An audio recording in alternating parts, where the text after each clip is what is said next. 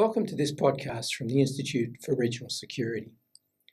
In this podcast, I interview Dr Michael Finch, a military historian and senior lecturer at Deakin University. Michael is involved at Deakin's Centre for Future Defence and National Security and teaches through Deakin at the Australian War College. He has written a book titled Making Makers: The Past, the Present and the Study of War, which tells the story of one of the most influential works in modern military and strategic studies, the makers of modern strategy. That work, first published as a set of edited papers by Edward Mead Earle, and then as a revised set of papers under Peter Perret, has been a standard text for military, strategic and security studies since published in 1943 and 1986 respectively.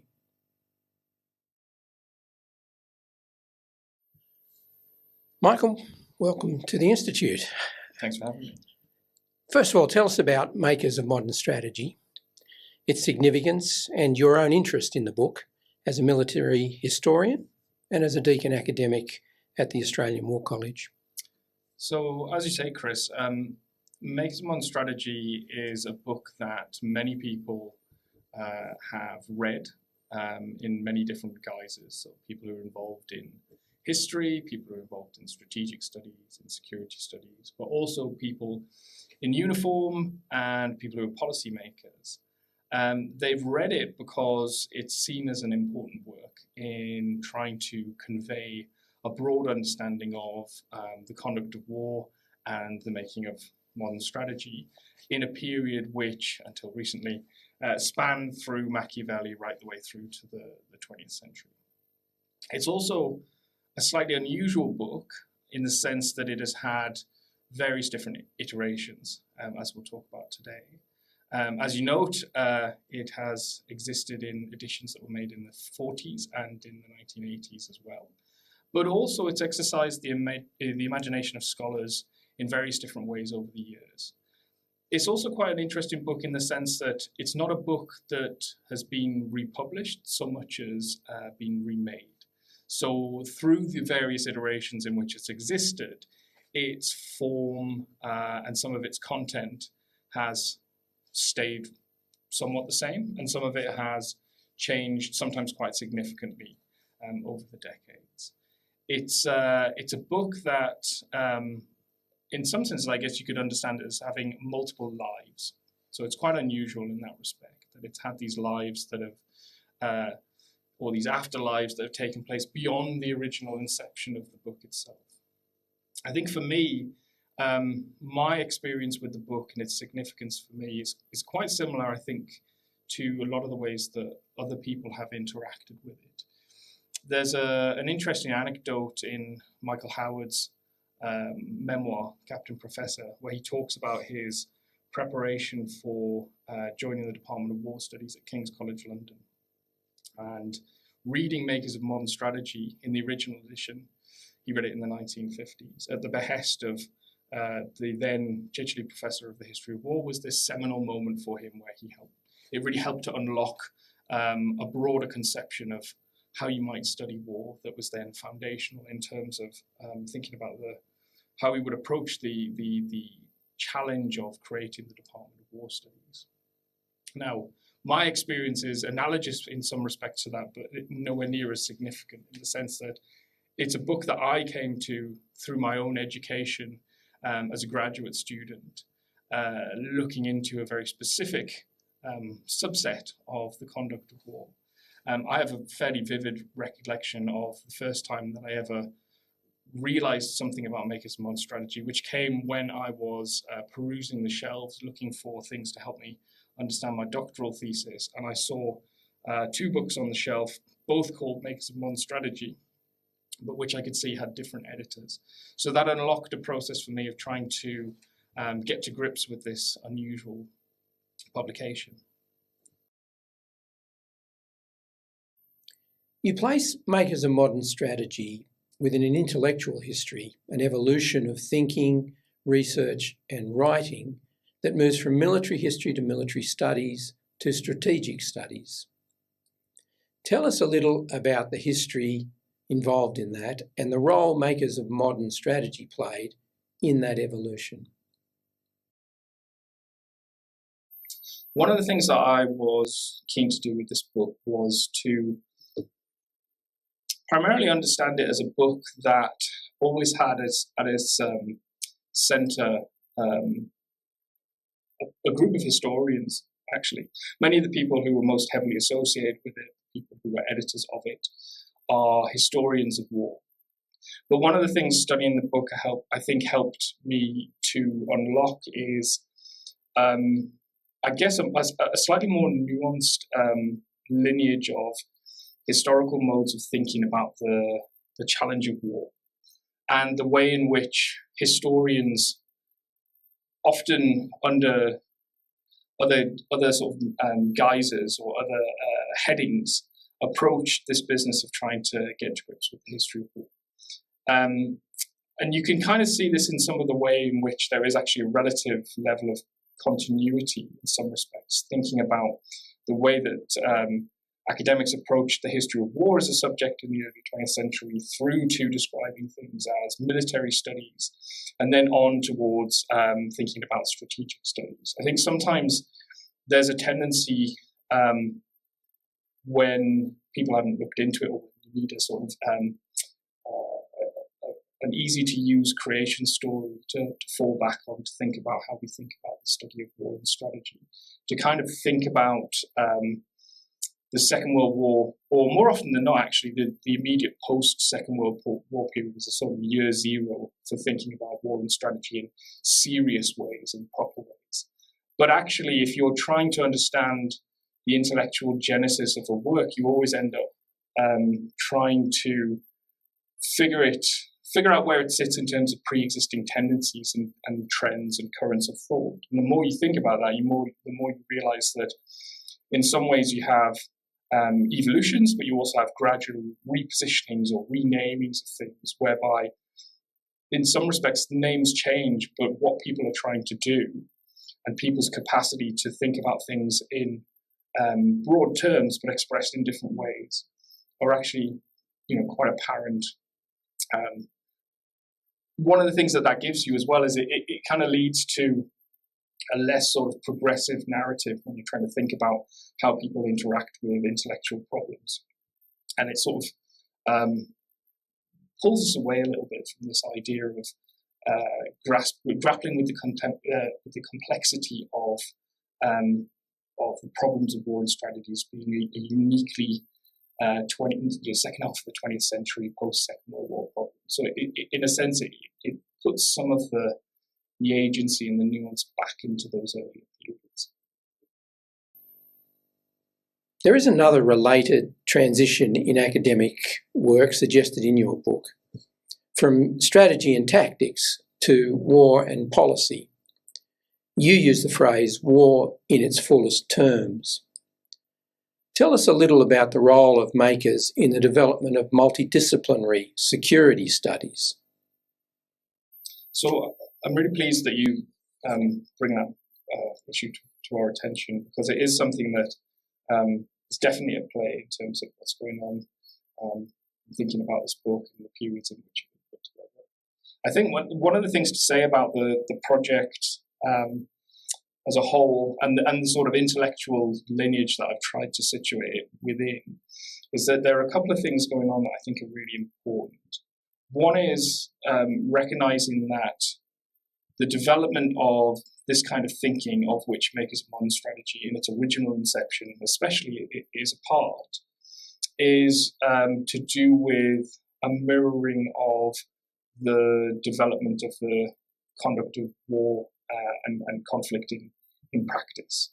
So in some senses, this is a sort of chicken and an egg problem, because the things that are going on in the world feed the kind of things that people think about it, but also people have to think things in order to then feed that back into the world in practice. But there definitely is something that you can see in terms of this idea of the viable intellectual parameters of the study of war becoming wider in some kind of step with the practice of war in the 20th century, and particularly in anticipation of and in consequence of total war itself. So societies that fight total war, or things that we say are total war, that approximate total war, are societies that have to grapple with war in its fullest terms. The more you try and prosecute a conflict that requires large levels of mobilization across multiple domains, the more it's not really that surprising that we should find that people reflect that back into the way they try and understand the subject itself, the object of study itself, which is war. Another thing that I think is also at play, though, is there's a process of what you could call a sort of civilianization of the study of war that takes place in the 20th century as well.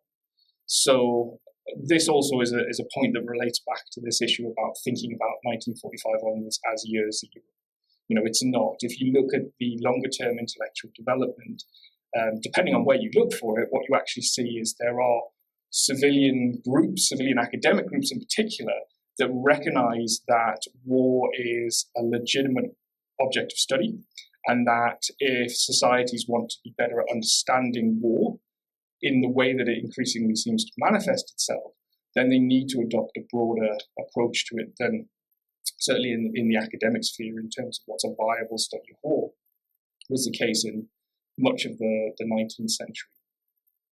So then it doesn't come as much of a surprise flowing on from that you can see when we look at a figure like Edward Mead Earle, who's the original editor of the book, and the work that he was doing at the Institute for Advanced Study in Princeton, even in the 1930s actually, but especially in the 1940s. He is someone who's trying to cast the net wide when it comes to thinking about problems of war and conflict. I mean, even in fact, going beyond the realm of wartime itself. So as a consequence of that, when it comes to trying to think about where Makers sits within the development of security studies, we've seen recently, for example, and I can't claim credit for this because it doesn't come out of my work, it came out of David Egbart's work, that Earle has even been held up as someone who's a sort of proto-security studies figure. So he's not part of the security studies community because a lot of the developments in security studies occur after the Second World War. And of course, Edward Mead Earle is someone who dies by the early 1950s, dies in 1954, so he's not really part of that development. His major contribution comes during the Second World War itself. But the things that he's trying to do, the parameters in which he's trying to understand the challenges of particularly strategy making as something that involves not just military factors, but all manner of other things, economic, social, cultural. It's unsurprising that this is a text to which some people have been drawn in terms of thinking about security even more so than thinking about war itself. You note in your book the move to multidisciplinary research and teaching. You're a historian, and you quote Rob's observation that somebody has to call attention to history's practical value. Rob's view is juxtaposed in your book against Brodie's view on the need for modern strategy to be based on science. What's your view of the role and importance of history as a discipline in understanding war? Thank you. So Rob, within the context of the book, he occupies an interesting position, which is rather different to that of Edward Mead Earle's, in the sense that he's contending with the notion that history is a discipline under threat in the study of war. As much as anything, because of the emergence of other disciplines which also have a claim on war as an object of study. So Earle kind of has it both ways. He's allowed to be a proto-security studies figure, but he's also more comfortably allowed to be a historian dealing with problems of war. I think that kind of framing it's still kind of pertinent today. Ever since the end of the Second World War, history, as far as its in terms of its interactions with war, has always been slightly challenged by developments in the conduct of war and in strategy itself, which stem in their original guise, obviously, from the dawn of the atomic age, whereby the practical value of history itself comes under question because if prior to 1945, there's a sense in which history is something that allows you to create usable analogies or allows you to transpose experience from one age to another for contemporary practice, what then do you do if suddenly you have created the capacity for destruction through atomic and then nuclear technology that is beyond comparison with anything you've done before and has no real precedent in history? So you have to be ultimately more forward-thinking. You have to be more, don't want to say speculative. You have to think more about future scenarios, futurology, all those kinds of things. What's interesting at the same time, though, is the way that sort of that drumbeat of the irrelevance of history has been going on for the better part of a century now. And yet we still do study history. We still do gravitate back a lot of the time towards history.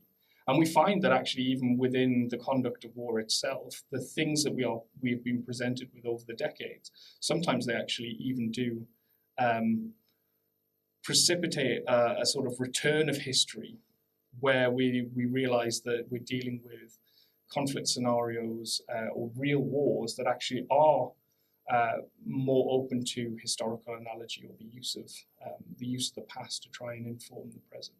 So there is a sense in which actually, if you take it in a rather less instructive way, it can be used rather differently. A lot of it kind of depends on how you approach the study of history itself. What is it you're actually looking for when you do this? Should you be trying to use history in an extractive way, take things from the past and say, right, well, if we take all of these things that we can see in these campaigns of the past, can we pick them up and put them into the present because they were successful then, so they can be successful now? That way of thinking has definite limitations to it. And actually, I think most people probably would disagree with the notion that that is actually useful or even something that you can realistically do. Because the other thing that history also teaches about is the importance of contextual thinking. So history is a record not only of continuity, but it's also a record of change in the way people have done things differently over time. It warns us that some senses that, what happened in one era won't be practicable in the next. But if it doesn't allow us to do those things, it does nevertheless give us a means of education, a means of understanding the range of experience, which in its potential implications is really vast. And in that sense, if you were to try and take something more positive about what you can do with history, in theory, it means you can access a wider gamut of things than in almost any other discipline you can think of. The whole, obviously there are practical problems with this, but in theory, the whole of history is open to you as a guidebook, not necessarily a prescriptive one, but a means to educate yourself about how to think in the present.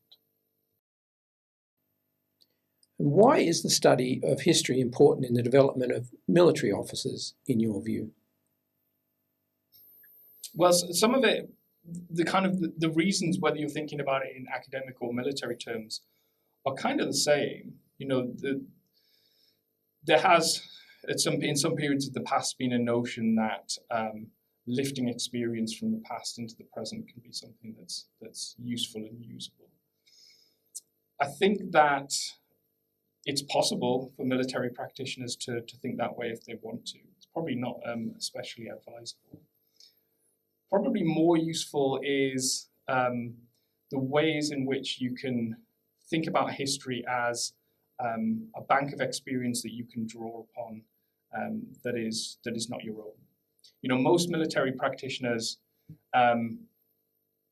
they can go through an entire career without necessarily experiencing much of the actual thing that they're trained for. And in many respects, that's absolutely ideal. That's kind of what you want. You want people to be trained for the worst, but not actually to have to do that. And if that is the case, then in many respects, it's better for them to be able to learn from the experiences of others rather than relying on the experiences that they personally have. Maybe that in times of multiple conflicts, they can get a lot of experience from firsthand, from the things that they experience themselves. And of course, there's always a sense in which within military institutions, you learn from your peers as well. So you learn from the people who've had more experience than you. But you can also learn from history about the experience of others, learning from other people's mistakes. Or when it comes down to it, it's far. War is a lethal business, and therefore, if you're engaged in a business that ultimately involves men and women dying, it's in many respects better. In fact, in all respects, it's better if the people who are doing the dying are not the people who are under your command or affected by the things that you do. So in that sense, it's a means by which, as you know, military thinkers have been saying for quite a long time, a couple of centuries at least, that you can learn to be wise about what you do without necessarily having to practice these things firsthand. Your book is subtitled The Past, the Present and the Study of War. And part of the story you tell around Makers is about a shared view by the editors on the need to draw on history to inform decision-making in the present. How do you do that and not instrumentalise the past for present agendas? Well, that still remains like one of the major challenges of trying to use history as something that has contemporary relevance. Again, to take the negative tack on that, some of it relates to the inherently dissatisfactory parts of doing history and thinking about history as a discipline, whereby careful, nuanced historical writing often stops short of being very prescriptive about what you can do with things. And as a historian, I would often tend to kind of err towards that side rather than towards providing confident conclusions to people on the basis of a case study from, say, 50 or 100 years ago. You say, okay, well, here's what we can do with this. One of the main safeguards against that, and we could come back to the similar sort of points again, one of the main safeguards against that is to do with the importance of contextualization and the sophistication with which we as readers of history and people who try to understand history try and understand that relationship between the past and the present. Most people would subscribe to those truisms about history. History, it doesn't repeat itself, but it does rhyme. That there isn't a way in which history will be replicable. That's not the word, is it? Replicated in the present. Things have happened in the past. They don't replicate themselves. They don't ever replicate themselves in the present in quite the same way. They may be analogous, but I think also, if I was to try and implore defense people, ADF people, policymakers to try and think about the way that they understand history itself, it's to understand it not just as something that exists in the past, but something that has a complicated relationship with the present, and that's very context dependent. And that means understanding in the past things that have happened in their proper context, but also trying to encourage us in the present to understand our context better, so we can think more carefully about if there are things that resemble things that have happened in the past, which parts of them can we go with? How far can we go down a certain line of attack, a certain avenue of approach, those kind of things.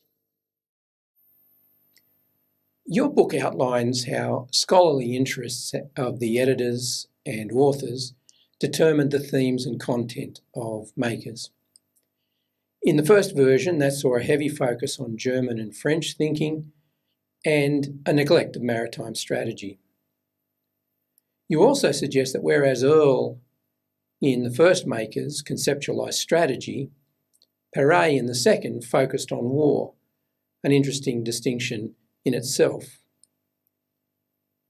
As you finished your book, the third iteration of Making Makers, edited by Hal Brands, was published. How does Brands' iteration balance the first two iterations and perhaps address previous blind spots in them? Well, it certainly does address things that weren't addressed in earlier versions of the book. One of the things that you point out, things like maritime strategy, things like the original's emphasis on French and German experiences, you can see the way that some of those things the emphasis on some of those things have changed over time. I mean, some of that is also a point about the relationship between past and present. It underlines the way in which the things that we see as important now are not the same as the things that we see as being important sort of 50, 60, 70 years ago.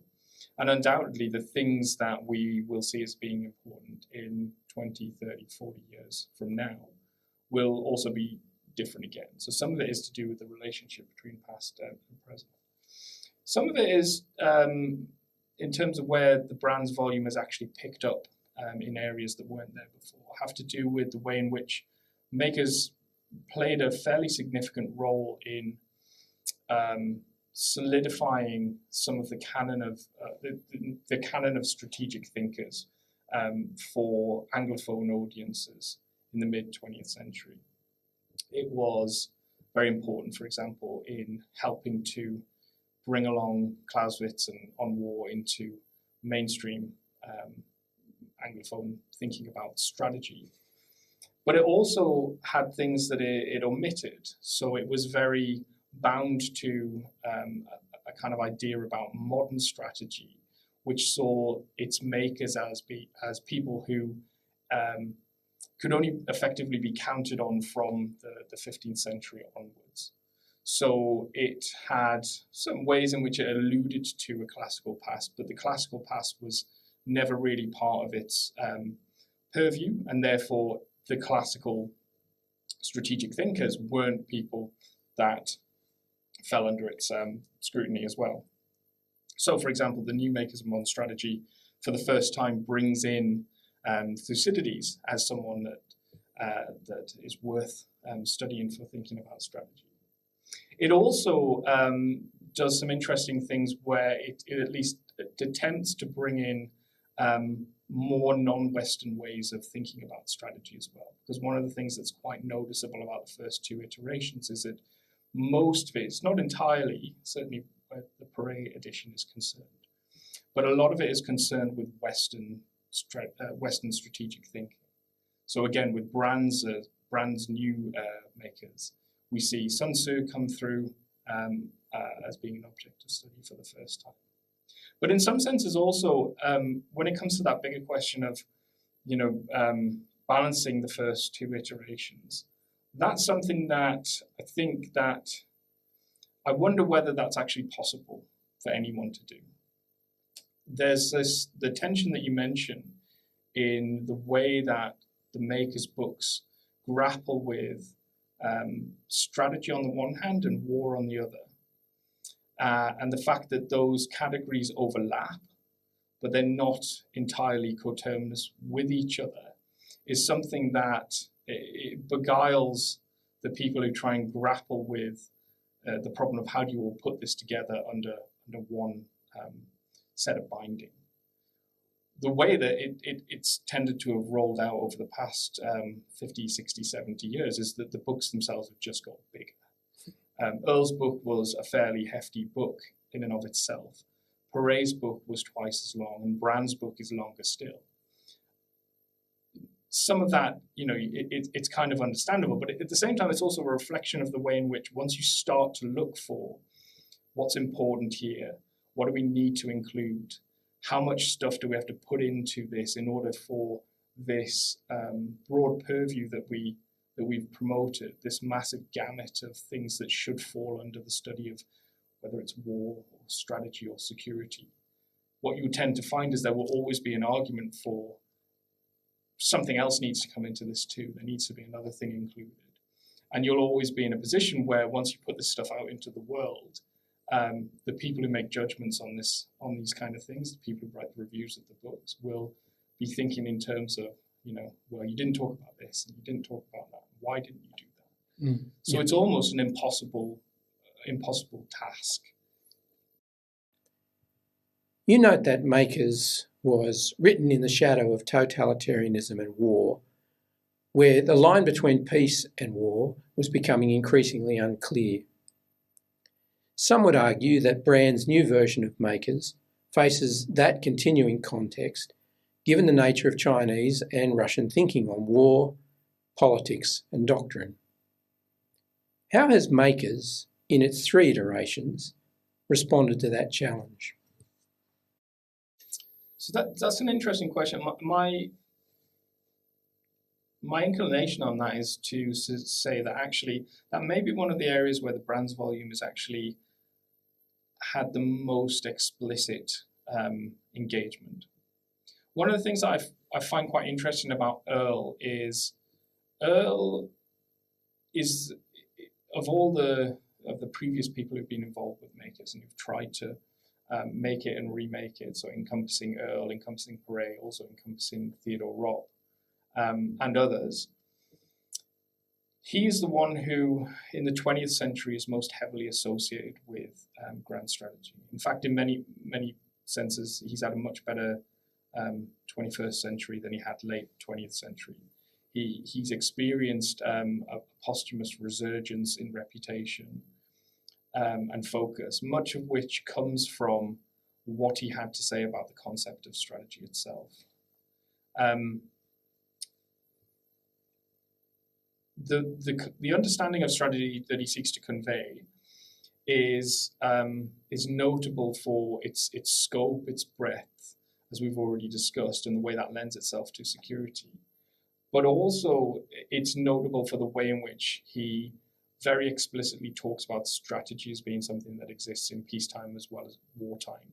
And actually, some of the intellectual sustenance for that he took came not even from the conduct of the Second World War itself, but from what was happening before, and the way in which you could see that before the hot war, the Kinetic War broke out, that there was something going on involving totalitarian states and their ability to try and the things that they were trying to do to achieve policy goals externally without actually having recourse to war itself. So there's a sense in which he's speaking to something which is quite ahead of its time in terms of its conceptualization. But when I actually look at what he then does with Makers itself and the broader content of those particular books, he seems, in some senses, he's got the headlines, but he hasn't filled out the story. And actually, the book itself, the range of things that it actually focuses on are actually quite heavily grounded in a more regular and a more clear-cut conduct of war itself, particularly when it gets into the present, because a lot of what it's talking about in the present is related to the conduct of the Second World War. So its investigation into grand strategy, in some senses, it gets turned back into the conduct of big wars. Perret's book has some elements to it that in its parts of it that include things like thinking about Revolutionary War, lend itself a little bit to that. But overwhelmingly, again, a lot of that book is about the challenge of war prosecuted in more overt terms. So I think in some senses, the peculiarities of the contemporary situation that we find ourselves in, the way in which we can try and sort of point out quite confidently that we're in an age of great power competition or whatever, but actually in some senses we're not. There's a bit of a trying to sort of self-assess what the sort of character of conflict of our times actually is kind of, I think, inherently a bit unclear at the moment. So in that sense, what the Brand's edition has to do when it gets into the contemporary era and the kind of things that it's trying to deal with it pushes the contributors inherently and automatically towards things that are in the realm of the ambiguous far more so than in previous iterations. So it's almost by default, I think.